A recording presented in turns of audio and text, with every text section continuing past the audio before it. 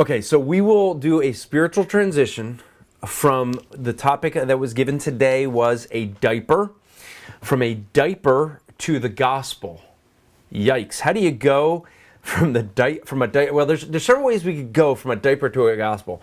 I think the easiest way probably would go, with what children leave in a diaper being kind of nasty, especially the smellier ones, and we could go from there to describing our sin like filthy rags in God's sight, and that would be an easy way to do a transition from a diaper to the gospel. And maybe some of you would have thought of that one, but I'm going to try to go somewhere different with it. Because actually I was in a conversation with someone earlier this week, and we were talking about how children are, when we're young, we put our children in diapers, but you know what? There gets to be a point where we think we've outgrown diapers, but not always for too long. You see, why is it that we tend to realize that as we get older, we start putting our elderly back into diapers? Kind of a strange thing. We go right back into the diapers we thought we outgrew.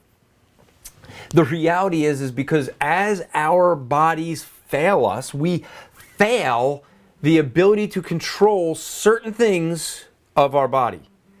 And in that, we are, we would like to think that we're able to be in full control. We could do everything. I mean, many people try to think that they think that they can accomplish anything. This is why the military usually uses 18-year-old kids to be in the military. See, because a 40-year-old, you say, take that hill, and the 40-year-old says, what's on the other side?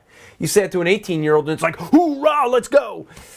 Well, the reality is many of us think that we still have that ability to do anything, and yet we really don't. And when we get older, we realize that our body just doesn't function the way it used to and the way we want it to.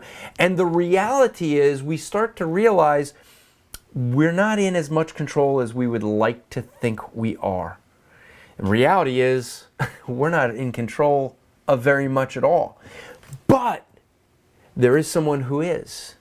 You see, even though our bodies fail us, for those who know Christ, the failing body gets us closer to death and gets us closer to the one thing we desire more than anything else, being with Jesus Christ. This temporal body will collapse one day.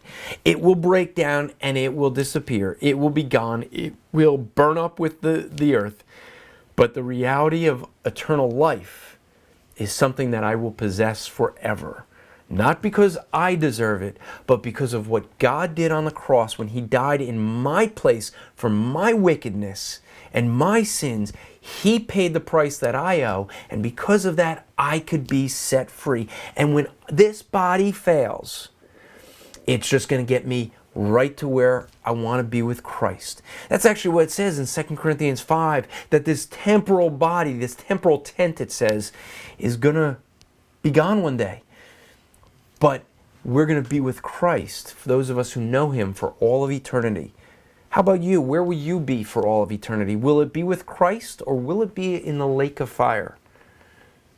Some may say the choice is yours, but God is in control.